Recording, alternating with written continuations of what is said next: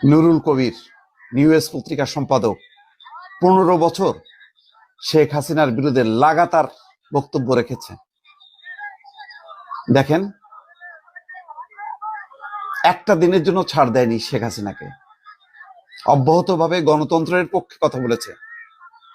আজকে দেখেন, daily star office দেখতে এসে মানে সেই বিক্ষুব্ধ মব সৃষ্টিকারীরা, দুর্বৃত্তরা দেখেন তাকে কিভাবে অপদস্থ করছে, তার চুল নিয়ে টানাটানি করছে।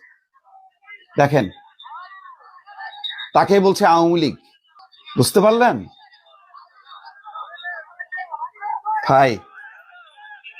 বাংলাদেশে আর যাই হোক না কেন, এটা পরিষ্কার, যেই শক্তিকে দেখছেন নুরুল কবিরকে অপদস্থ করছে, যেই শক্তিকে দেখছেন প্রথম আলো, ডেইলি স্টারে যারা ভাঙচুর করলো, আগুন দিয়ে পুড়িয়ে দিল, তাদের দ্বারা গণতন্ত্র হবে না। আর যাই হোক না কেন, একটা মবতন্ত্র হবে, একটা অ্যানার্কি হবে, একটা আফগানিস্তান পাবেন, কিন্তু গণতান্ত্রিক বাংলাদেশ পাবেন না। এটা একেবারে নিশ্চিত, 100% আমি লিখে দিতে পারি।